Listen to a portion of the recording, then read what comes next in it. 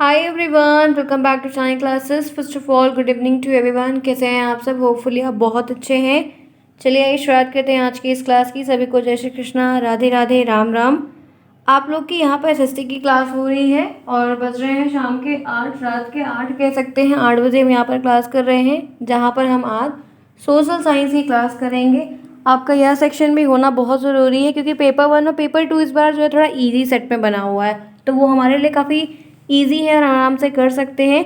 लेकिन social science हमारे लिए हमेशा टफ रहता है, बड़ा सेक्शन रहता है। तो यहाँ पर हम डिस्कस करेंगे, काफ़ी इंटरेस्टिंग सब्जेक्ट है। जो चीज़ें रियलिटी में हो चुकी हैं उन्हीं के बारे में है, तो यहाँ पर हमें जानना है। आप जुड़े हैं मेरे साथ, मैं हूँ शानी। सभी का स्वागत है। प्लीज़ चैनल को सब्सक्राइब करिए, दोस्तों में शेयर करिए, लाइक करना बिल्कुल भी ना भूलें। सोशल साइंस में काफ़ी सारी क्लासेस हुई है। आज हम यहाँ पर कह सकते हैं कि थर्ड यूनिट देखेंगे। थर्ड यूनिट में बहुत सारी चीज़ें और दी गई हैं जो कि ईजी है, उनके बारे में जानेंगे। पूरी क्लास अटेंड करिए, फिर कोई प्रॉब्लम है तो आप मुझे कमेंट बॉक्स में पूछ सकते हैं। चलिए आइए देखते हैं कि क्या क्या चीज़ें हैं जो हमें अब इस बार थर्ड यूनिट में कह सकते हैं पढ़ना है। आज का जो टॉपिक है, ये जो यूनिट है ये काफ़ी बड़ी है और इसमें हम हर एक चीज़ को पॉइंट टू पॉइंट देखेंगे और जितनी चीज़ें वैल्यूएबल हैं उसी पे हम डिस्कशन करेंगे। तो जिस टॉपिक पे आज हम डिस्कस करने वाले हैं वो है भारतीय राष्ट्रीय कांग्रेस की स्थापना कब हुई। आपके सिलेबस में लिखा है भारतीय राष्ट्रीय कांग्रेस का जन्म, मतलब इनकी शुरुआत कब हुई, ये पैदा कब हुई, कब क्या क्या चीज़ें हुई, इनके बारे में हमें डिटेल में जानना है। तो आइए शुरुआत करते हैं इस टॉपिक के बारे में। तो सबसे पहले आपके सामने कुछ अच्छे अच्छे पॉइंट्स हैं, छोटे से पॉइंट हैं, जैसे एमसीक्यूज और आपके वेरी शॉर्ट के क्वेश्चंस बनते हैं। पहला पॉइंट है भारतीय राष्ट्रीय कांग्रेस की स्थापना एलन ऑक्टोवियन ह्यूम, तो इसीलिए इनको एओ ह्यूम कहा जाता है। शॉर्ट फॉर्म में हम हमेशा एओ ह्यूम लिखते हैं, जो कि आपके एमसीक्यूज में आते हैं। आपको जो मल्टीपल चॉइस क्वेश्चन पूछे जाते हैं उसमें यह चीज़ आपको देखने को सेम टू सेम मिलती है। तो भारतीय राष्ट्रीय कांग्रेस की स्थापना किसने की थी? तो एओ ह्यूम ने की थी। नामक अवकाश प्राप्त ब्रिटिश अधिकारी ने भारतीय नेताओं के सहयोग से 28 दिसंबर 1885 को मुंबई में की थी। किसने किया था? ए ओ ह्यूम, ठीक है। उसके बाद कब हुआ था? तो ये 28 दिसंबर 1885, ये जो डेट है ये इंपॉर्टेंट है, आपको पॉइंट आउट करके इसको रखना है। तो एक क्वेश्चन आपका ये हो गया, दूसरा क्वेश्चन आपका ये हो गया जो कि एमसीक्यूज में, नहीं तो आपको अति लघुत्तरी जो वेरी शॉर्ट क्वेश्चन आते हैं उसमें पूछ लेगा। क्लियर? दो चीज़ें। मुंबई में आयोजित कांग्रेस के प्रथम अधिवेशन की अध्यक्षता व्योमेश चंद्र बनर्जी ने की थी। ध्यान रखिएगा कि पूछा जाता है कि प्रथम कांग्रेस अधिवेशन की अध्यक्षता किसने संभाली थी? तो व्योमेश चंद्र बनर्जी ने। 2-3। तीसरा क्वेश्चन। चौथा, इस अधिवेशन में 72 प्रतिनिधियों को भाग लिया गया था, किसने? तो पूछा जाता है कि जब ये गठन हो रहा था, स्थापना हो रही थी, तो उसमें प्रतिनिधि मंडल में कितने लोग या कितने मेंबर या सदस्य सम्मिलित थे? तो उनकी जो संख्या है वो 72 है। चौथा क्वेश्चन हो गया। 3 लाइन में 4 क्वेश्चन मैंने आपको बताया जो कि एमसीक्यूज के फॉर्म में भी आ सकते हैं, आपको वैसे भी आपके लिखने के लिए भी आ सकते हैं। तो रही बात किसकी? एओ ह्यूम ने किया है और 28 दिसंबर 1885 को मुंबई में किया। ये जो स्थान है मुंबई, बम्बई, आपको ध्यान रखना है, बिल्कुल भी नहीं भूलना है। आगे बढ़िए। फिर है, अब ये सारी चीज़ें जब हो रही थी, जब ये सारी चीज़ें बन रही थी, कोई भी चीज़ बनती है, गठन होता है, उसके पीछे कोई बहुत बड़ा रीज़न होता है। तो ये अवधारणाओं या नीतियाँ जो थी, ये जो सारे गठन हो रहे थे, नई नई कमेटियाँ, मेंबर्स इकट्ठे हुए हो रहे थे, इनका पर्पस क्या था कि क्यों हो रहे थे? तो है कि स्वास्थ्य सेवा और शिक्षा के लिए। स्वस्थ रहे मनुष्य, मनुष्य के जितने भी जन हैं, लोग स्वस्थ रहें, उनके स्वास्थ्य के संबंधित जो भी चीज़ें हैं देनी है, बतानी है, जागरूक करना है, वो सारी चीज़ें इसमें सम्मिलित हो, ताकि सबका विकास हो। वरना सारे लोगों की डेथ होगी तो राष्ट्र ही खत्म हो जाएगा।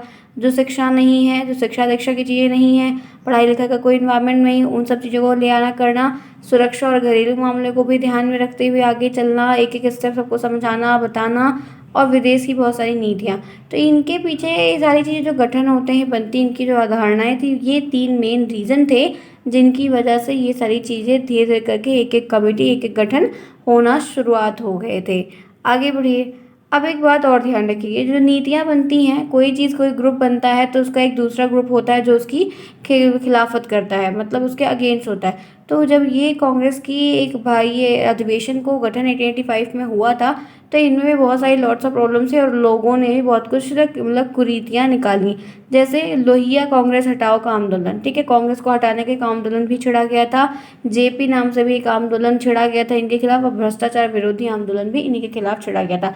जो कि ये आपके सिलेबस में नहीं, मैंने सिर्फ पॉइंट कर इसीलिए लेके लिया कि जो भी चीज़ें बनती हैं उनमें कुछ क्रिटिसिज्म भी होता है। क्लियर, बात समझ में आई? आइए इसी के साथ आगे आगे चलते हैं, तो देखते हैं कुछ पॉइंट्स को। ये फैक्ट हैं, कुछ ऐसे इंपॉर्टेंट फैक्ट्स शेयर करने चल रही हूँ जिनको ध्यान से समझिएगा। पहला फैक्ट क्या है? भारतीय राष्ट्रीय कांग्रेस की स्थापना दिसंबर 1885 में मुंबई में की गई थी। तो एमसीक्यूज क्वेश्चन बनेगा, इसलिए मैंने भी आपको हाईलाइट करके दिया हुआ है। उसके बाद इसके प्रारंभिक नेतृत्वकर्ता, आपसे पूछा जाता है भारतीय राष्ट्रीय कांग्रेस की अधिवेशन की अध्यक्षता में 5 नेतृत्वकर्ता के नाम बताइए या निम्नलिखित नेतृत्वकर्ता में से कौन नेतृत्वकर्ता उसमें थे। तो दादा भाई नौरोजी साहब थे पहला, फिरोज शाह मेहता थे दूसरा, बरुद्दीन तैयबजी तीसरा, डब्ल्यू.सी. बनर्जी चौथा, सुरेंद्र नाथ बनर्जी पांचवा, रमेश चंद्र दत्त छठा, सुब्रमण्यम अय्यर शामिल थे। ध्यान रखिएगा। और प्रारंभ में कई नेतृत्वकर्ता बम्बई और कलकत्ता से भी आए हुए थे जो इस समय वहां पर सम्मिलित हुए थे इस अधिवेशन में। तो जो नाम है वो मैंने आपको अलग कलर से दिया हुआ है ताकि आप इसको ध्यान में रखें। दादा भाई नौरोजी, फिरोज शाह मेहता, बरुद्दीन तैयबजी, डब्ल्यू.सी. बनर्जी, सुरेंद्र बनर्जी, रोमेश चंद्र दत्त एंड सुब्रमण्यम अय्यर। तो ये लोग उसमें सम्मिलित है। 2 से 3 नाम आपको जरूर याद रखने हैं। एक सेवानिवृत्त ब्रिटिश अधिकारी ए.ओ. ह्यूम ने विभिन्न क्षेत्रों के भारतीयों को एक साथ लाने की भी भूमिका निभाई थी। वो अलग अलग जगह पर जो लोग थे उनको इस अधिवेशन के बारे में जानकारी नहीं थी, ऐसा कुछ गठन हो रहा है इसकी जानकारी नहीं थी, गठन क्यों हो रहा है, तो लोगों को वहाँ पर ले आना, सम्मिलित करना, समझाना, कन्विंस करना, इसमें बहुत सारा काम ब्रिटिश के अधिकारी ए.ओ. ह्यूम ने अलग अलग क्षेत्रों से इंडियन लोगों को ही कलेक्ट करने की भूमिका निभाई थी। भारतीय राष्ट्रीय कांग्रेस का गठन राष्ट्र निर्माण की प्रक्रिया को बढ़ावा देने की दिशा में एक प्रयास था।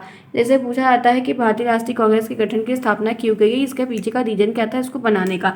तो इसका एक यही उदाहरण आप लिख सकते हैं। इनके पीछे का इतने बड़े गठन को बनाने का सिर्फ यही नेतृत्व था कि राष्ट्र के निर्माण की प्रक्रिया को आगे कैसे बढ़ाया जाए, एक दिशा, एक डायरेक्शन कैसे दिखाई जाए लोगों को, उसके प्रयास में यह चीज़ें की गई थी।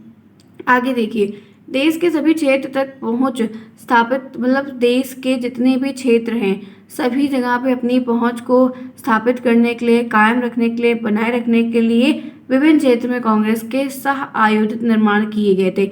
और सबको साथ में लेकर सब जगह से फिर छोटे छोटे जो ब्रांचेस होते हैं, कैंपस होते हैं, फ्रेंचाइजीज वगैरह होती है, ऐसे हर जगह इनके गठन, इनके कार्यालय खोलना चालू कर दिए गए थे ताकि आप हर जगह पर अपनी इसी देश में अपनी पकड़ बनाए रखो। जैसे आप देखते हो कि दिल्ली में हर चीज़ें, हर जो है पूरा मंत्रालय, सारा सिस्टम, सब कुछ वहाँ पर है, लेकिन आप देखते हो कि भारतीय जनता पार्टी का एक कार्यालय आपके ज़िले में भी होगा, आप चाहे जिस भी ज़िले में हो, आपका भी होगा, ठीक है, आम आदमी पार्टी का, कांग्रेस का भी होगा, हर एक पार्टी का होता है।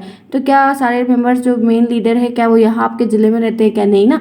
तो वही सेम चीज़ें हैं। ऐसे जब ये सारे गठन हो रहे ना, तो क्षेत्र में मतलब उस देश में और जो क्षेत्र वहाँ पर ये कायम करने के लिए ऐसी चीज़ें बनाई गई थी, इसीलिए वहाँ के लोगों को भी इसमें सम्मिलित किया गया था। उसके बाद है अधिवेशन का अध्यक्ष उस क्षेत्र से चुना जाता था जहाँ की कांग्रेस के अधिवेशन का आयोजन किया जा रहा। फिर उनका एक अध्यक्ष होता था और भी मंडल के लोग इसमें सम्मिलित होते थे, ठीक है। अब और भी कुछ इंपॉर्टेंट फैक्ट्स है वो जानिए, इन सभी के बारे में प्रश्न आपसे बनते हैं। अब अच्छे तरीके से हर एक पॉइंट को सुनेंगे, आपसे इसमें से क्या लिखना है ये नहीं ध्यान रखना, बस क्वेश्चंस कैसे बनेगा वो आपको पकड़ना है, जो कि आप सीरीज से जब पढ़ेंगे तो बहुत कुछ आपको हेल्प मिलेगी। फैक्ट में कहता है दादा भाई नौरोजी के कहने पर इसका नाम भारतीय राष्ट्रीय कांग्रेस रखा गया था, क्योंकि प्रश्न पूछता है किसने इसका नाम रिकमेंड किया था, कौन सुझाव में दिया था, तो दादा भाई नौरोजी जी का नाम आपको ध्यान रखना है। आप में से बहुत सारे बच्चे पेट का एग्जाम भरे होंगे तो उसमें आपको हेल्प करेगा। तो दादा भाई नौरोजी के कहने पर इसका नाम भारतीय राष्ट्रीय कांग्रेस रखा गया था, INC। कांग्रेस उत्तरी अमेरिका से लिया गया शब्द है। कांग्रेस जो शब्द है वो उत्तरी अमेरिका, नॉर्थ अमेरिका से लिया गया है, जिसका अर्थ होता है लोगों का समूह, ठीक है। कांग्रेस का मतलब क्या होता है? लोगों का समूह, लोगों का जो है एक मंडल। कांग्रेस की स्थापना के समय गवर्नर जनरल लॉर्ड ध्यान रखिएगा, डफरिन, भूलिएगा बिल्कुल भी नहीं। कांग्रेस की जब स्थापना हो रही थी तो उस समय जो गवर्नर जनरल था उसका नाम लॉर्ड डफरिन था। ध्यान रखिएगा, MCQs में आ सकता है, नहीं आया तो आपकी किस्मत बहुत अच्छी है। भारत के सचिव का जो नाम था लॉर्ड क्रॉस था, ध्यान रखिएगा। प्रारंभ में एकदम स्टार्टिंग इनिशियल स्टेज में भारतीय राष्ट्रीय ब्रिटिश कांग्रेस सरकार ने कांग्रेस को अपना सुरक्षा कवच समझकर सहयोग दिए थे। उन्होंने क्या किया था कि इस गठन को बनाने में जो बड़ा साथ दिया था वो इन्होंने अपना कवच, अपना एक प्रोटेक्शन, एक प्रोटेक्टिव लेयर की तरह उन्होंने समझकर सहयोग दिया था। किंतु बाद में कांग्रेस ने जब वैधानिक सुधार की मांग की तो अंग्रेजों का जो कांग्रेस से मोह था वो भंग हो गया। मतलब जब भारतीय राष्ट्रीय कांग्रेस बन रही थी और ये जो विदेशी थे ये भी वहाँ पर मौजूद थे, तो विदेशियों को क्या लगा कि हम इनका भी जब गठन करवा देंगे, इनका भी कुछ बनवा देंगे, तो जो इनको नॉलेज बिल्कुल भी नहीं और हमारी अध्यक्षता में हो जाएगा, मेन लीडर हम बने रहेंगे और नीचे काम करने वाले ये लोग रहेंगे, तो ये हमें एक प्रोटेक्शन भी देंगे क्योंकि इनको हम सैलरी देंगे, बहुत सारी चीज़ें इनको कंट्रोल में रखेंगे, इनको सप्लाई करेंगे औजार वगैरह को, इनको रणनीतियाँ बताएंगे, तो हम जो चीज़ कहेंगे वो ये करेंगे। लेकिन ऐसा तो होता नहीं, हम इंडिया में ऐसा खून है ही नहीं है। हमने रास्ता तो किया लेकिन बाद में जब कांग्रेस ने बोला कि नहीं ये चीज़ें गलत है और इस पर आप इम्प्रूवमेंट करो, तब उन लोगों में लड़ाई झगड़ा हो गया क्योंकि वही अपने हाथ में पूरी कंट्रोलिंग पावर रखना था। जब आप उनको आदेश दोगे कि अरे यार तू रुक के, तू छोटा, जब आपको आदेश कोई देता तो बड़े अलग खराब लगता है, तो इन्हें क्या लग रहा था कि हम बड़े हैं, बल्कि ये नहीं सोच रहे थे कि हमारे यहाँ आके रह रहे थे। तो ये फिर क्या हुआ कि दोनों के बीच में थोड़ा थोड़ा वो जो खटक थी वो होना शुरू हो गई थी। ठीक है, ध्यान रखें, और ये होना भी बहुत ज़रूरी था। उसके बाद 1885 में फिर क्या हुआ कि भारतीय राष्ट्रीय कांग्रेस की स्थापना के साथ ही एक अखिल भारतीय राजनीतिक मंच का जन्म फिर से हो गया। तो इसके बाद एक एक करके धीरे धीरे करके 1 से 2, 2 से 3, 3 से 4 अलग अलग जगह पर अलग अलग ऐसे मंच, जैसे रणनीति, पॉलिटिक्स बनने लगे। इसी के साथ विदेशी शासन से भारत की स्वतंत्रता का संघर्ष एक संगठित रूप से प्रारंभ हुआ। फिर इसी समय से बहुत सारी शुरुआत धीरे धीरे करके आगे बढ़ती गई और एक काफ़ी बड़ा आगे चल के बहुत सारे रूप में, लड़ाई के रूप में सामने आया है। कांग्रेस के जन्म के साथ ही, जब कांग्रेस का जन्म हुआ था ना, उसी के साथ ही साथ भारतीय इतिहास का एक नया युग प्रारंभ हो गया था। बनी तो कांग्रेस थी, लोगों को लेके चलने वाली एक पार्टी बनी तो थी, लेकिन एक नए युग के, एक नए सिविलाइजेशन की स्टार्टिंग हो गई थी। छोटे छोटे विद्रोही दल, स्थानीय दल आदि सभी अपने कांग्रेस में विलीन कर लिए। छोटे छोटे जो दल थे, और क्योंकि एक बड़ी पार्टी छोटे छोटे गुटों को मिलाकर बनती है, तो जो स्थानीय लोग थे, स्थानीय पक्ष के लोग थे, उनको भारतीय कांग्रेस पार्टी के अंदर सब पार्टी में डालकर मिला लिया गया ताकि इनको कोई मतलब बरगलाए, मतलब इनमें कोई आग न लगाए, इनको कोई भड़काए, क्योंकि भड़काने वाली चीज़ें इंडिया में ज़्यादा थी उस समय, जिसका अंग्रेजों ने बहुत ज़्यादा लाभ उठाया था। कांग्रेस ने आरंभ से ही एक पार्टी नहीं वरन एक आंदोलन का काम किया था। उन्होंने नाम तो पार्टी का दिया था, लेकिन उन्होंने पार्टी ना बनाने के बजाय ये कह सकते हैं कि अपोजिट में उन्होंने एक आंदोलन की शुरुआत छेड़ दी थी। यहाँ पर कहते हैं कि यह आंदोलन भारतीय राष्ट्रीय आंदोलन के नाम से भी बाद में जाना जाने लगा था। फिर जो नाम थे उसके साथ ही साथ 1 से 2 नाम रखने के बजाय ये नाम से वो जाने लगे थे। तो ये सारी बातें उस समय से थी। तो मतलब ये जो गठन हुआ, उससे क्या क्या लाभ हुए, क्या उद्देश्य हुए, ये सारी चीज़ें, यहाँ तक बात समझ में आई? इंपॉर्टेंट है, सिलेबस में दिया गया है, आपको कई सारे प्रश्न बनेंगे तो ध्यान रखिएगा। चलिए, जिन्होंने क्लास को अभी तक नहीं लाइक किया फटाफट क्लास को लाइक करिए, आगे बढ़ते हैं और चीज़ों को देखते हैं। फिर उसके बाद यहाँ पर एक पॉइंट है आधुनिक राष्ट्रवाद के उदय का कारण। जो इतना बड़ा, पहले तो कमेटी बनाई गई, कमेटी बनाने के बाद उसको आंदोलन का नाम दिया गया, उसमें बहुत सारी चीज़ें ऐसी हुई थी या बहुत सारे निर्णय ऐसे लिए गए थे जिसके पीछे का बहुत बड़ा कारण था। तो आपसे ये प्रश्न पूछा जाता है कि इन सारी चीज़ें, कमेटी या ऐसे गुटों या ऐसे पक्षों के पीछे का बनने का, उठने का, आगे आने का रीज़न क्या था, जो चीज़ें इतने प्रॉपर तरीके से आई? तो पहला यहाँ पर है कि भारत एवं उपनिवेशी शासन के हितों में विरोधाभास। इन दोनों में मतलब शासन कैसे, कौन शासित करेगा, चलेगी कैसे चीज़ें, इंडिया के ऊपर कैसे गवर्निंग होगी, इन सब चीज़ों को लेकर लोगों के मन में काफ़ी विरोधाभास जग रहा था, जिसका एक कारण ये था, ये होने का कि एक कारण ये भी था। दूसरा कारण यहाँ पर कहता है कि भारत का प्रशासनिक, राजनीतिक और आर्थिक एकीकरण। भारत का जो प्रशासनिक पावर है, भारत की जो राजनीति है, भारत का जो आर्थिक फैक्टर है, उसका एकीकरण होना बहुत ज़रूरी था। और ये सब उदय होने का कारण भी यही बना कि कहीं ना कहीं ये चीज़ें उदय हुई, उजागिर हुई, और यहाँ पर एकीकरण भी देखने को मिला, जो कि नहीं था, जिसकी वजह से लोगों ने हमारे ऊपर बहुत अत्याचार किए थे। तीसरा पॉइंट है पाश्चात्य चिंतन और शिक्षा का। जो पाश्चात्य चिंतन हो रहा है कि हम उस तरफ जाएं, या भारतीय साहित्य संस्कृति को लेकर जाए, शिक्षा के प्रभाव में भी बहुत ज़्यादा दिक्कतें हो रही, लोग बहुत इंटरफेयर करते हैं। तो शिक्षा को आगे बढ़ाने के लिए शिक्षित करना कितना ज़रूरी है, इन सब चीज़ों के कारण ये सारा जो राष्ट्रवाद इतना उदय हुआ, एक कारण उसमें ये भी था कि ये अब ये होना ही होना है। प्रेस और समाचार पत्र की भूमिका भी बहुत ज़रूरी थी, उसके कारण भी हुआ। भारत के अतीत का पुनः अध्ययन किया गया। भारत का जो एक अतीत रहा, जो बहुत ही अजीब सा भी रहा है, जिसमें दुख बहुत ज़्यादा रहे, सुख कम ही रहा है, तो उसके अतीत का पुनः से अध्ययन किए जाने का भी एक कारण था। मध्यवर्गीय बहुत बुद्धिजीवी का अभ्युदय हुआ। जो मध्यम वर्ग के लोग हैं, पढ़ने में तेज, डिजर्व करते हैं बहुत सारी चीज़ों को, लेकिन बहुत सारे रीजन की वजह से आगे नहीं बढ़ पा रहे हैं, उनको आगे बढ़ना था। उस वक्त उनकी एक मतलब पहल थी, तो इस वजह से ये आधुनिक राष्ट्रवाद भी आगे बढ़ा। तत्कालीन विश्वव्यापी घटनाओं का भी प्रभाव, जो तत्कालीन चीज़ें चलती थी, विश्व के स्तर से चलती थी, उनका भी प्रभाव बहुत गहरा पड़ता था। इस वजह से ये चीज़ें हुई। अंग्रेज शासकों की प्रक्रियावादी नीति और जाति अहंकार के कारण इंसान थक गया था। हर कम्युनिटी, हर महिला वर्ग, हर बच्चा वर्ग इनसे तंग आकर इन सब चीज़ों को आगे बढ़ाने का कारण बना है। क्योंकि जब आप किसी चीज़ से बहुत परेशान होते हैं तभी आप उसका सोल्यूशन ढूंढने, जब एक कहते हैं ना कि अति हो गई, हद हो गई यार, अब नहीं झेला जाता, तब उसके बाद से जो चीज़ें आगे बनती हैं या नई जनरेट की जाती हैं या नया कुछ होता है, फिर वो एक आग बबूला, उसकी आग ही अलग होती है। तो वही चीज़ यहाँ पर है। कांग्रेस गठन से पूर्व जो है राजनीतिक संस्थाएं फिर बनाई गई, बहुत कुछ ऐसा किया गया जिसकी वजह से ये राष्ट्रवाद के उदय का कारण। आपको प्रश्न 2 नंबर का बनेगा, प्रश्न आएगा कि आधुनिक राष्ट्रवाद के उदय का कोई 3 या 4 कारण लिखे। तो 3-4 कारण में जो भी आपको याद आए वही 4 कारण आपको जैसे पॉइंट वाइज ही मेंशन करके आना होगा। क्लियर? और इजी से आपको आपके नंबर मिल जाएंगे। चलिए आगे बढ़ते कुछ और चीज़ों को देखते हैं। अब यहाँ पर ये देख लेते हैं कि जब ये सारा गठन वगैरह हुआ ना, तो बहुत सारी संस्थाएं बन गई थी। अब जैसे कहे, मैंने आपको पहले बताया कि एक बड़ा हब था, उस हब में छोटे छोटी जो और पार्टियां थी उनको भी ऐड कर लिया गया था, यानी कि उस तरफ के लोगों को भी ऐड किया गया था। तो वो संस्थाएं का नाम क्या था? तो देखिए 1836 में बंग भाषा प्रकाश सभा बनी थी। ध्यान रखिएगा, इसमें कुछ कुछ सभा का जो टाइम ड्यूरेशन है वो पूछा जाता है। तो 1836 में बंग भाषा प्रकाश सभा बनी थी। दूसरा 1838 में जमींदारी एसोसिएशन बना था। ये एमसीक्यूज में 1-2 बार पूछा गया है, ध्यान रखिएगा। बंगाल ब्रिटिश इंडिया सोसाइटी 1843 में बनी थी। ब्रिटिश इंडिया एसोसिएशन 1851 में बनी थी। ईस्ट इंडियन एसोसिएशन 1866 में बना था। इसीलिए मैं आपको ये वहाँ पे बता दे रही हूँ, पूरा चार्ट सहित है। उसके बाद पूना सार्वजनिक सभा 1867 में बनी थी, जो कि पूछी गई है। इंडियन लीग 1875 में बना था, जो कि पूछा गया है। कलकत्ता भारतीय एसोसिएशन 1876 में बना हुआ है, ध्यान रखिएगा। मद्रास महाजन की सभा का भी गठन 1884 में हुआ। कब हुआ है? 1884 में। और बॉम्बे प्रेसिडेंसी एसोसिएशन 1885 में बना है, जो कि इंपॉर्टेंट है, इसका भी क्वेश्चन पूछा जाता है। तो ये टेबल मैंने आज आपको इसलिए दिखाई कि अगर एमसीक्यू इस टॉपिक से बने तो आप गलती ना करें, उसको क्लियरली कर लें। आई बात समझ में? कुछ कॉन्सेप्ट क्लियर हुआ? मैं आपके कोर्सेज को यहाँ तक लेके आई हूँ, करवा रही हूँ, तो आप लोग भी प्रॉपर तरीके से टाइम पर क्लास अटेंड करिए, ध्यान से हर एक चीज़ को करने का प्रयास करिए। आगे बढ़िए।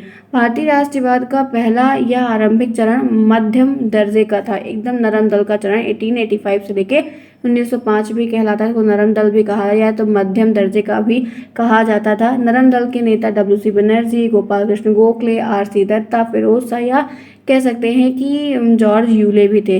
नरमपंथी नेताओं को ब्रिटिश सरकार ने पूर्ण विश्वास था कि उन्होंने PPP मार्ग यानी कि विरोध प्रार्थना और याचिका को अपनाया था। ठीक है, ध्यान रखिएगा, बिल्कुल भी नहीं भूलिएगा, ताकि आपको ये चीज़ें समझ में आए। ठीक है, तो ये चीज़ें इनके बारे में आपको जानना बहुत ज़रूरी है, जो कि मैंने आपको बताया। अब आपको जैसे यहाँ पर ये थोड़ी सी डिटेल में नरम दल के बारे में ध्यान रखना है, कौन कौन शामिल थे, उनके कुछ कुछ नाम याद रखने हैं। अगर कॉपी में लिखने को आए तो आप लिख पाएँ। आगे बढ़ते हैं इसके साथ। चलिए अब बात कर लेते हैं कि प्रारंभिक राष्ट्रवादी जो उत्तर उदारवादी थे, उनके उद्देश्य क्या थे। लिखने को आता है प्रारंभिक राष्ट्रवादियों के उद्देश्य, कोई 2 या 3 उद्देश्य बताइए। तो पहला उद्देश्य है कि संवैधानिक दायरे में रहकर प्रदर्शन एवं सभाएं करना। पर इनका उद्देश्य ये था कि एक लिमिट में, एक क्राइटेरिया में रहना और अपनी जो सभाएं हैं उनको आयोजित करवाना, प्रॉपर तरीके से समझाना रहना, जो भी करना है वो आपको एक दायरे में, प्रॉपर तरीके गाइडलाइन के अंदर रहकर। भारत के पक्ष में जनमत का निर्माण करना, भारत की हित में बातें हों, जो भी आप बात कर रहे हैं, लोग इकट्ठा करके जो चर्चा कर रहे हो उसमें भारत के कल्याण की बात उसमें नहीं होनी चाहिए। और इंग्लैंड में भारतीय पक्ष के प्रति समर्थन, इंग्लैंड में भी जो भारतीय पक्ष के लोग हैं या जा रहे हैं उनमें समर्थन बढ़ाना और उनमें उसकी वहाँ की पावर को वजह से आप बहुत सारी कंट्रीज में इंडियन भी रहते हैं, उस तरीके से भारतीयों को राजनीति शिक्षा देना। भारतीय जो हैं वो सीधे हैं, लाचार टाइप के जो दिखते हैं, उनको जो राजनीति की जानकारी नहीं है, किसी की बातों में आ जाते हैं, उनको समझाना, उनको बताना। ब्रिटेन से भारत की राजनीतिक संबंध को बनाए रखना, क्योंकि वह ब्रिटिश समय सरकार को प्रत्यक्ष चुनौती देने के लिए उपयुक्त नहीं था। क्योंकि आप जानते हो कि जब आप किसी से लड़ नहीं पाते हो, लड़ना तो चाहते हो, अंदर ही अंदर बहुत दुश्मनी है, लेकिन लड़ नहीं पाओगे भी, आप उतने कैपेबल नहीं बने को लड़े, तो आप इतना बनाए रखो कि ना काहू से दोस्ती ना काहू से बैर। तो ये उस समय इतनी सोच के साथ इंडिया में काम हुआ करते थे, ये उद्देश्य थे। आगे बढ़िए। उसके बाद यहाँ पर एक टॉपिक है नरमपंथी राष्ट्रवादियों का योगदान क्या था। जो ये नरमपंथी के लोग थे, इनका योगदान क्या था, ये क्या कर रहे थे। तो राष्ट्रीय आंदोलन को प्रारंभ किया और उसे संगठित, जितने आंदोलन होते थे उनको शुरुआत करवाते थे और उसे संगठित रूप से आगे बढ़ाने का काम करते थे। दूसरा है उपनिवेशी शासन के आर्थिक शोषण की नीति की निंदा करना। जो गलत चीज़ें हैं, जिससे हमारा लॉस हो रहा है, शोषण हो रहा है, उनकी निंदा जम के करते थे और लोगों को उसके बारे में बताते थे। तीसरा पॉइंट है धन का निष्कासन सिद्धांत को लोकप्रिय करना, लोकप्रिय बनाना, जिससे अंग्रेजों का आर्थिक शोषण चेहरा सामने, मतलब जो पैसे लिए जा रहे हैं, कच्चे माल दिए जा रहे हैं, बहुत सारे और काम हो रहे हैं, जिससे लोगों के सामने अंग्रेजों की जो छवि सही बनी हुई है उनका शोषणकारी चेहरा सामने लेकर दिखाना कि कैसे ये हमें मतलब घात कर रहे हैं। इसलिए इस दौर को आर्थिक राष्ट्रवाद का दौर भी कहा। राष्ट्रवादियों का जो दौर रहा है नरमपंथी राष्ट्रवादियों का, इसको आर्थिक राष्ट्रवाद का दौर के नाम से भी जाना जाता है। जिसकी वजह से क्या हुआ था, इनके कारण अंग्रेजों को भारत में कई सुधार करने पड़े थे। जब लोग खड़े हुए, लोगों ने आवाज़ उठाई, तो अंग्रेजों ने जो अभी तक बहुत अपने मन से किया था उसमें बहुत चेंज करना पड़ा था। 1892 का भारत का परिषद का अधिनियम बना। 1896 में व्यय सुधार आयोग, वेल्बी आयोग को बनाया गया था, जो कि ज़रूरी था। सामान्य प्रशासनिक सुधारों के लिए भी बहुत सारे अभियान चलाए गए थे, लोगों ने इनको प्रोटेस्ट किया था। भारत के दीवानी अधिकारों की रक्षा की गई थी। राष्ट्रीय आंदोलन धर्मनिरपेक्ष का स्वरूप भी प्रदान किया गया था। तो ये कह सकते हैं कि भारतीयों लोगों के एक होने से जो अंग्रेजों के शासन में बहुत दिक्कतें आने शुरू की थी, वो इन्हीं लोगों ने शुरू की थी, कीलें ठोकना। ठीक है, काम के कहते हैं नरमपंथी तरीके से मोह भंग होने का कारण 1892 के बाद कांग्रेस के चरमपंथ विकसित होने लगे थे। चरमपंथी नेता का नाम देखो, नरमपंथी चरमपंथी दोनों अलग अलग चीज़ें हैं, दोनों अलग अलग सभाएं हैं। लाला लाजपत राय, बाल गंगाधर तिलक, बिपिन चंद्र पाल और अरविंद घोष, तो ये पी के मार्ग से चलते थे, जैसे निर्भरता आती थी, रचनात्मक कार्य होते थे और स्वदेशी पर जोर दिया जाता था। प्रशासनिक सुविधा के वजह से कहेंगे तो लॉर्ड कर्जन द्वारा बंगाल विभाजन 1905 की घोषणा के बाद 1905 में स्वदेशी और बहिष्कार का संकल्प पारित कर दिया गया था। जो विभाजन हुआ था उसमें यही चीज़ तो थी। कब हुआ था? 1905 में। तो ये MCQ में बनता है। और जो फिर बाहर की चीज़ें थी उनको मना करना, निष्कासित करना, निकालना, लोगों को समझाना, ये सारे कार्यक्रम भी चालू होने शुरू हुए, क्योंकि ये कच्चा माल हमारे यहाँ से ले जाके उसको रंगा के लेके आते थे और हमारा ही माल हमसे सस्ते में खरीद के हमको डबल रेट बेचे थे। यही करके ये हमें चूना लगाए थे। तो उस समय जो भी चीज़ें थी हो गई सो हो गई। तो ये सारी बातें यहाँ पर इसमें हैं। ठीक है, आई होप सो कि आज की क्लास बहुत अच्छी रही होगी। प्रॉपर तरीके से हमने क्लास को किया। इस तरीके से इसके आगे का जो टॉपिक है वो करेंगे प्रॉपर तरीके से, अल्टरनेट डे पे अलग अलग करेंगे, क्योंकि मैंने आप लोगों के लिए कल क्लास की थी लेकिन आप लोगों की प्रेजेंस नहीं है फ्रेंड्स। आप लोगों की 2 क्लास मैं नहीं कर पाऊंगी। ठीक है, क्योंकि आप लोगों की बिल्कुल ही प्रेजेंस नहीं, it can't be possible to maintain 2 videos for daily. So आप ऐसा करो कि मैं यहाँ पर आपको आधे आधे घंटे की क्लासेस, ऐसे अलग अलग सब्जेक्ट अल्टर करके मैं आपको क्लासेस दूंगी और आपको ऐसे कवर करना होगा। चीज़ें हो जाएंगी। मैथ इंग्लिश जरूरी है, बाकी सब्जेक्ट थ्योरेटिकल है वो भी होगा। ठीक है, चलिए ये क्लास हो गई है ओवर। मुझे उम्मीद है प्रॉब्लम नहीं होगी। 8 बजे ही टाइमिंग है। प्रॉपर तरीके से आइए, पढ़िए, एंजॉय करिए। Bye bye, take care, see you soon tomorrow.